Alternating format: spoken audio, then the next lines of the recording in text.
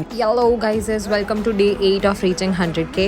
આજે મસ્ત તૈયાર થઈને ઓપન ગ્રાઉન્ડ ગરબા માટે પહોંચી ગઈ હતી કિચનમાં. બીકોઝ હું કિચનમાં જતી ફર્સ્ટ ટાઈમ એવું થયું છે કે હું કોઈ જગ્યાએ હોઉં અને ત્યાં જે ઇવેન્ટ ચાલતો હોય, મતલબ ઓલવેઝ એવું બનતું હોય છે મારે ટ્રાવેલ કરીને જવું પડતું. બટ આ વખતે હું થોડી બાય ચાન્સ ભૂલથી લકી નીકળી ગઈ. ત્યાં પહોંચીને પહેલા તો વાઇબ એન્જોય કરી, એના પછી ફટાફટ નાસ્તા પર તૂટી પડ્યા. ત્યાં જઈને એઝ યુઝ્યુઅલ બીકોઝ આમ ગર્લ પાણીપુરી ખાધી, કોર્ન ચાટ ખાધું એન્ડ દેન અમે છે ને ઉપર ગયા હતા બીકોઝ ત્યાંથી આખો વ્યૂ દેખાતો હતો. ત્યાં થોડા બહુ નાટક ચીટક કરે.